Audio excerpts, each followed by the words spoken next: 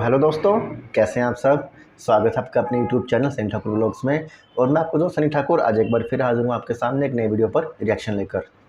तो दोस्तों, अभी हम जिस वीडियो पर रिएक्शन करने वाले हैं वो वीडियो मैंने Khan GS research centre YouTube channel से वीडियो लिया है। तो खान सर का वीडियो है। वीडियो का नाम है Ganga river origin of Ganga Panchprayag Ganga river basin Ganga river system Gomukh. तो इसमें खान सर बता रहे हैं कि जो गंगा नदी है वो भारत में कहाँ से आती है। गंगा नदी का जो पानी है भारत में कहाँ से आता है। वैसे तो हम सबको पता ही है कि जब राजा भरत ने गंगा मैया को स्वर्ग से धरती पर बुलाया था, तब शिवजी भगवान ने उन्हें अपनी जटाओं में धारण किया था। और तब से लेकर लगातार गंगा नदी जो है धरती पर बह रही हैं। और गंगा नदी का तो आपको पता ही है कि पूरे इंडिया में सबसे जो गंगा नदी है सबसे फेमस नदी है। और दूसरा, हिंदू धर्म के लिए तो गंगा नदी का विशेष अलग से स्थान है। तो इस बारे में वीडियो है। तो चलिए वीडियो शुरू करते हैं और वीडियो के लास्ट में बात करेंगे। तो गाइस, इस वीडियो का जो ओरिजिनल लिंक है वो मैं दे दूँगा आपको डिस्क्रिप्शन में। आप जाकर ओरिजिनल वीडियो देख सकते हैं और साथ में सर का चैनल भी चेकआउट कर सकते हैं। और दोस्तों, साथ में मेरे चैनल सनी ठाकुर व्लॉग्स को जरूर चेकआउट कीजिएगा। चैनल को लाइक कीजिएगा, वीडियो को लाइक कीजिएगा और कमेंट करके बताइएगा आपको वीडियो कैसी लग रही है। चैनल को सब्सक्राइब कीजिएगा और बेल आइकन जरूर दबाइएगा। तो ये दोस्तों, वीडियो शुरू करते हैं और फिर वीडियो क्लास में बात करेंगे। स्टार्ट। जय हिंद। एक अक्सर टॉपिक में लड़का फंसता है कि सर गंगा गंगोत्री से निकलती है या गोमुख से निकलती है। हमारे हिसाब से भैया कहीं नहीं निकलती है। और आप भी अगर कंसेप्ट समझेंगे ना तो इस तरह का क्वेश्चन कभी पूछिएगा ही नहीं। और एक और फंस जाता है, सबसे ऊंचा बांध टिहरी बांध है या फिर भाखड़ा नांगल है। दोनों अपने अपने जगह पे सही है, दोनों की कैटेगरी है। समझते हैं। देखिए, उत्तराखंड जो है ये उत्तर प्रदेश से टूट के सन 2000 में अलग हुआ था। उत्तराखंड को बेसिकली दो भागों में बांट सकते हैं। इसका पूर्वी भाग थोड़ा सा छोटा है जिसे कुमायूं कहते हैं, और इस साइड का भाग थोड़ा बड़ा है, गढ़वाल कहते हैं। गढ़वाल जो एरिया है यहाँ बहुत से बड़े बड़े हिमानी का मतलब होता है ग्लेशियर, जहाँ पे बर्फ के पहाड़ होते हैं उसे ग्लेशियर कहते हैं। वहां से कई नदियों का उद्गम होता है। अब इन ग्लेशियर यानी पहाड़ों के ऊपर से बर्फ कहाँ जाता है, तो जैसे जैसे ऊंचाई बढ़ती है प्रत्येक 165 मीटर ऊंचा जाने पर 1 डिग्री टेम्परेचर में कमी आने लगती है। ये कमी क्यों आती है ये एक अलग टॉपिक है। बस इतना समझिए कि जब आप जमीन पे रहते हैं तो आपको कई जगह से उष्मा मिलती है। सीधे सूरज से मिलता है, इधर का दीवार गर्म, इधर का दीवार गर्म, हवाएं गर्म, नीचे का जमीन गर्म, तो कई ओर से हवा गर्मी आते रहता है, तो आपका टेम्परेचर ज्यादा रहता है। जैसे जैसे आप ऊपर जाते हैं तो जो नीचे की अगल बगल का वातावरण था वो तो छूट गया।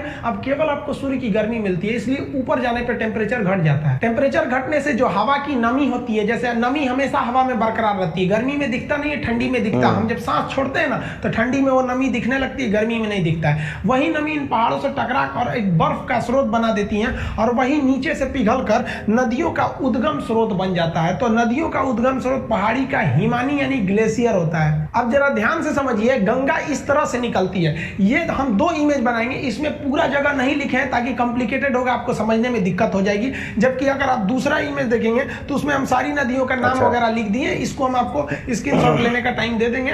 अब यहां समझिए, सबसे पहला जो एक जगह है उसका नाम है बद्रीनाथ। उस बद्रीनाथ में एक जगह है संतोपत हिमानी। बद्रीनाथ के संतोपत हिमानी से एक नदी निकलती है जिसका नाम है धौली गंगा, विष्णु गंगा, और एक साइड से आती है धौली गंगा।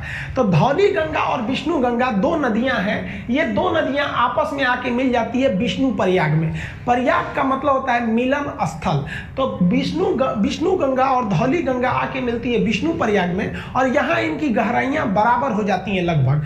जब 2 नदियों के मिलने के वक्त में गहराई बराबर हो जाए तो उन नदियों का नाम चेंज कर दिया जाता है। यदि एक की गहराई ज्यादा दूसरी की गहराई कम तो नदी गहरी वाली नदी के नाम से ही नदी आगे बढ़ेगी। तो यहाँ लगभग गहराई बराबर हो जाती है विष्णु प्रयाग में, तो नाम बदलकर इस रेड वाली नदी का नाम रख दिया था अलकनंदा नदी। यहां से यहां तक ये रेड वाली नदी है अलकनंदा नदी। अब इसको ओवरव्यू में समझिए। अलकनंदा आगे बढ़ती है, आगे जाकर एक नदी आके मिलती है जिसका नाम है नंदाकिनी नदी। मंदाकिनी अलग है और नंदाकिनी अलग है। नंद लाला जो है नंदाकिनी नदी आके मिलती है, तो वो नंदाकिनी नदी कम गहरी है, अलकनंदा ज्यादा है, तो नंदाकिनी यहीं समाप्त हो जाएगी भूगोल के हिसाब से।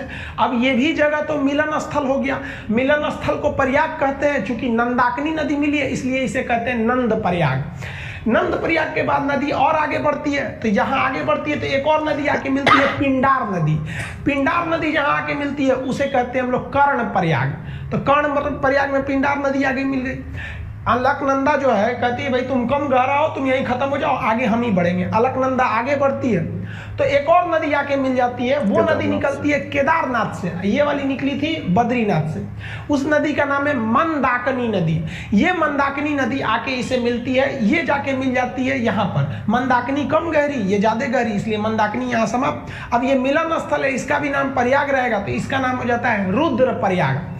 रुद्र प्रयाग से नदी फिर आगे बढ़ती है, अभी भी अलकनंदा, इस रूट में बहुत गहरी है अलकनंदा। अब यहां से आती है उत्तर काशी जिला से। उत्तर काशी के पास एक जगह है गंगोत्री। अब गंगोत्री के पास एक एक्यूरेट पॉइंट की बात करेंगे तो वो है आपका गोमुख। वहां से एक नदी निकलती है जिसका नाम है भागीरथी नदी। ये भी बहुत बड़ी नदी है। उत्तराखंड के लोग मुख्य रूप से इसी को गंगा मानते हैं, ये वाले साइड को, ये उसकी सहायक समझते हैं। तो भागीरथी निकलती है, तो इस भागीरथी के बीच में एक नदी आके मिल जाती है भिलांगना। छोटी सी नदी है, कहती है भागीरथी चला यहीं पे खत्म हो जाए। भिलांगना इसको लेके आगे बढ़ जाती है, और भागीरथी भिलांगना को लेके आगे बढ़ जाती है, और भागीरथी जाके इस अलकनंदा में मिलती है देव प्रयाग के जगह पे, और यहाँ पर दोनों की गहराई लगभग बराबर हो जाती है। तो इसका नाम हो जाता है गंगा।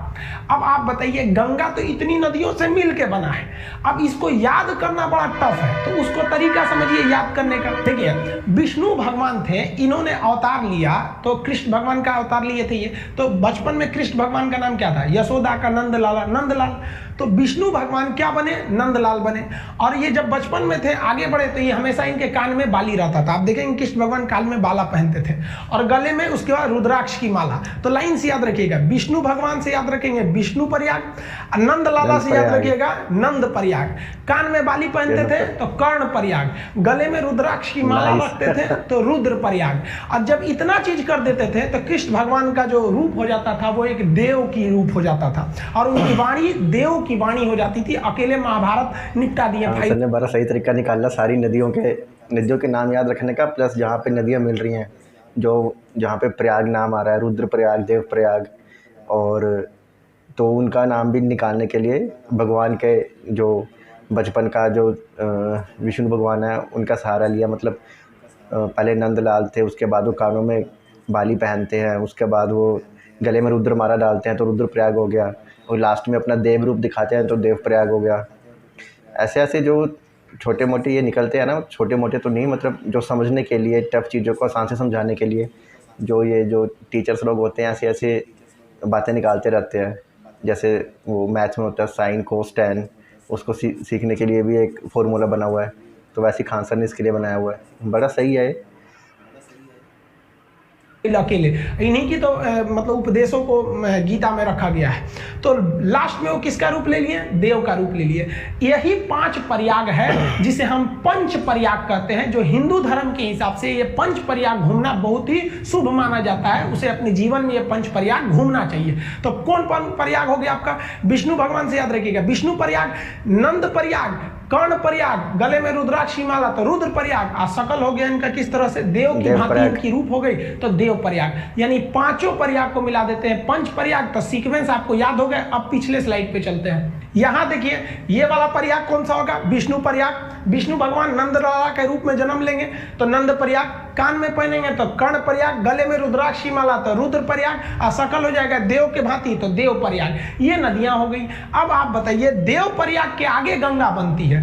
तो बीपीएससी में क्वेश्चन पूछा था कि ये भागीरथी तला अलकनंदा का संगम कहां होता है? तो वो होता है आपका देव प्रयाग में। समझ आ गया? अब इसको एक बार दोबारा समझते हैं। संतोपत है, हिमानी है बहुत बड़ा, वहां से निकलती है धौली गंगा, विष्णु गंगा। कहां मिलेगी? विष्णु प्रयाग में। नदी का नाम हो जाएगा अलकनंदा। अगली नदी नंद प्रयाग, नदी का नाम रहेगा नंदाकिनी, और जगह का नाम हो जाएगा नंद प्रयाग। इसे भी अलकनंदा लेके आगे बढ़ेगी, और अलकनंदा में आगे जाके मिलेगी पिंडार नदी। अब की जगह कौन हो जाएगा? कर्ण प्रयाग। अलकनंदा फिर आगे बढ़ेगी, मंदाकिनी को ले जाएगी अपने साथ, मंदाकिनी को ले आके मिलाएगी तो हो जाएगा रुद्र प्रयाग। गले में रुद्राक्ष की माला हो गई। अब कृष्ण भगवान के पास यही सब तो चीजें थी, अब देव का रूप ले लेंगे। यहाँ पे भागीरथी आएगी अपने साथ भिलांगना को मिलाते हुए, और मिल जाएगी देव प्रयाग में, और यहां से बन जाएगी गंगा। तो देखिए गंगा तो भाई साहब निकलती ही नहीं है, गंगा नदी बनती है इतनी नदियों से मिलकर। तो अगर आप ग्रुप डी खलासी चपरासी गैंगमैन सफाई कर्मी का एग्जाम देते हैं तो गंगा कहां से निकलती है, तो मार दीजिएगा भाई साहब उत्तरकाशी जिला के गंगोत्री के समीप गोमुख से। लेकिन अगर आप बड़े एग्जाम को देते हैं कमीशन लेवल का, पीसीएस यूपीएससी लेवल का, तो इतने छोटे लेवल का वो क्वेश्चन ही नहीं पूछेगा गंगा निकलती कहां से, क्योंकि उसको पता है कि भाई साहब गंगा निकलती नहीं है, गंगा एक बहुत बड़ा नदियों का एक पैटर्न है, ड्रेनेज पैटर्न है जिसे समझना पड़ेगा। इसमें हम इन नदियों को लिख दिए हैं, यहाँ पे जो घेरे हुए हैं ये प्रयाग है, विष्णु प्रयाग, नंद प्रयाग, कर्ण प्रयाग, रुद्र प्रयाग, देव प्रयाग, और ये नदियों का नाम लिख दिया है। एप्लीकेशन में जब इसी को पढ़ाएंगे तो इसमें हम आपको याद क्लास में जैसे याद करा देते थे उसको याद करा देंगे, आप यूट्यूब पे याद थोड़े कराएंगे बैठा के आपको, और इसका पीडीएफ और नक्शा में हम आपको इसको भरवाते थे। याद करिए जब उत्तराखंड का नक्शा मतलब मैप के क्लास में पढ़ाते थे तो ये तो पूरा चीज आपको बता देते थे। अब इसमें 2-3 चीजें अलग से आप जान लीजिए। भिलांगना नदी जैसे आके भागीरथी से मिलती है तो इसके संगम के समीप ही बनाया गया है टिहरी बांध। अब ये टिहरी बांध में पानी बहुत भयानक लग जाता है और इस टिहरी बांध पर खतरा होता है, इसलिए टिहरी बांध के पीछे एक सपोर्ट के लिए एक और बांध है जिसका नाम है कोटेश्वर बांध। तो टिहरी बांध किस पर है, भागीरथी नदी पर बनाया गया, इसके सपोर्ट के लिए कोटेश्वर बांध बनाया गया। जब भी बड़े बांध बनाए जाते हैं तो उसके सपोर्ट के लिए पीछे भी रहते हैं, जैसे भाखड़ा बांध बहुत बड़ा बांध है तो उसके पीछे एक और बांध है नांगल बांध। तो भाखड़ा अलग है, नांगल अलग है, ऐसे मिला के पढ़ देते हैं तो भाखड़ा नांगल एक लगने लगता है। अब दोनों बांध की कैटेगरी अलग है, दोनों में कौन ज्यादा ऊंचा है उसको समझिए। देखिए उत्तराखंड का जो टिहरी बांध है ये तो भागीरथी पर स्थित है, और पंजाब का जो भाखड़ा नांगल बांध है वो किस पर है, सतलज नदी पर।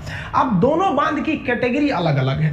ये बांध 260 मीटर है ऊंचा, कहीं कहीं आपको 255 देगा, तो 260 मीटर ऊंचा है, तो ये जेन्युइन है ऊंचा है। ये वाला बांध जो है वो थोड़ा कम ऊंचा है, 225 मीटर ही ऊंचा है, लेकिन दोनों बांध की कैटेगरी अलग अलग है। जैसे कोई लड़का है 6 फीट का और कोई लड़की है 5 फीट की, आपसे पूछा जाए सबसे ऊंची लड़की कौन है, तो इसको थोड़ा कहिएगा कि 6 फीट का, भाई साहब तो कैटेगरी अलग होगा, लड़की में तो 5 फीट को रखना पड़ेगा।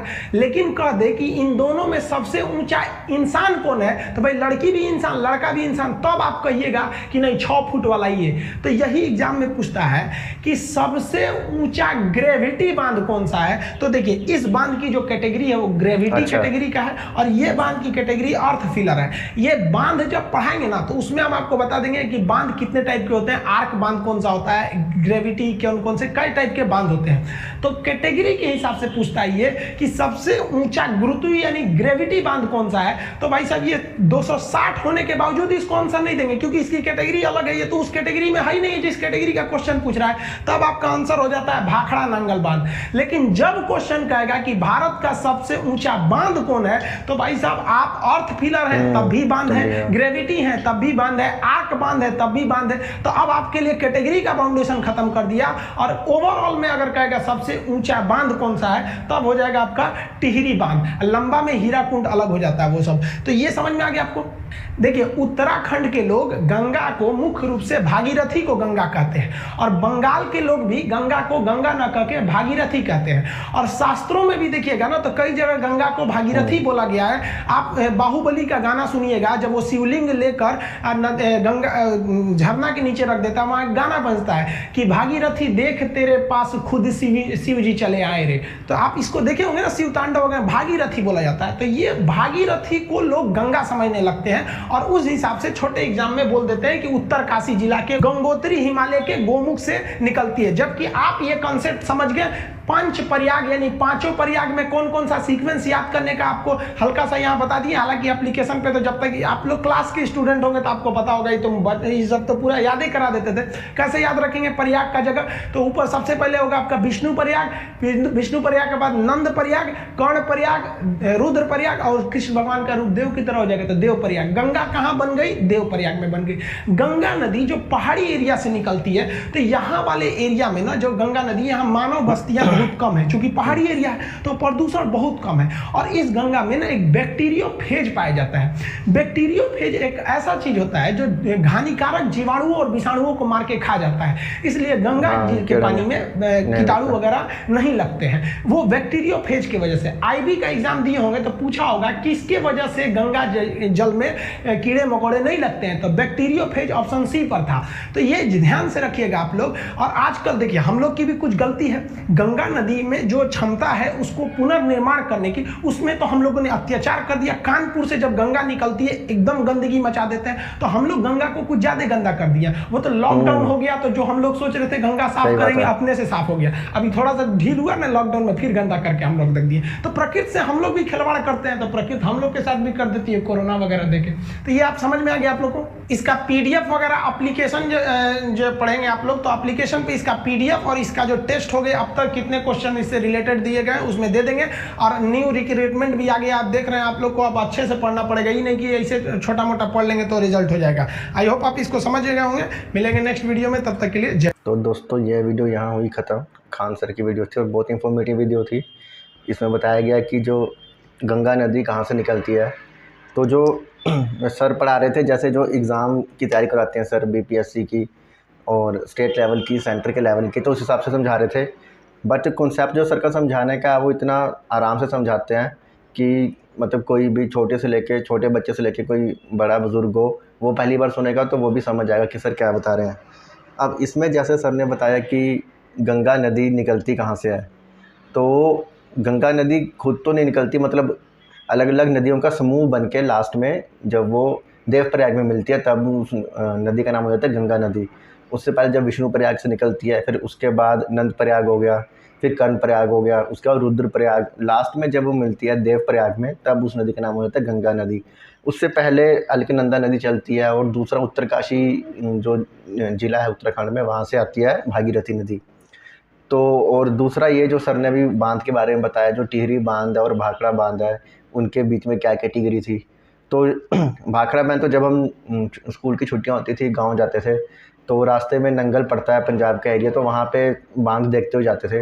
मतलब बांध तो काफ़ी आगे है, जो वहाँ पे रोड बना हुआ है, वहाँ से सारा पानी, ब्रिज बना हुआ है, पूरा पानी इकट्ठा, इतना गहरा और बहुत ज़्यादा बहुत ज़्यादा पानी वहाँ पे इकट्ठा हुआ है, तो उसको भाखड़ा बांध बोलते हैं। भाखड़ा बांध अलग है, नंगल बांध अलग है। जब भी सर ने कैटेगरी बताई, मैं तो ये सोचा था कि एक ही नाम है भाखड़ा नंगल बांध, बट भाखड़ा बांध भी अलग है, नंगल भी अलग है। तो ये चीज़ भी एक नई सीखने को मिली।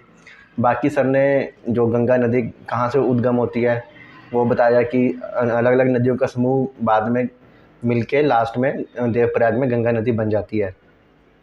तो बहुत इन्फॉर्मेटिव वीडियो थी दोस्तों। आपको वीडियो कैसी लगी मुझे कमेंट में जरूर बताइएगा। मेरे चैनल सनी ठाकुर व्लॉग्स को जरूर सब्सक्राइब कीजिएगा, बेल आइकन जरूर दबाइएगा, वीडियो को लाइक कीजिएगा, शेयर कीजिएगा अपने फ्रेंड्स और फैमिली के साथ, और कमेंट में मुझे बताइएगा आपको वीडियो कैसी लगी। जल्दी मिलता हूँ आपसे नए वीडियो में, तब तक अपना ध्यान रखिएगा। Good bye.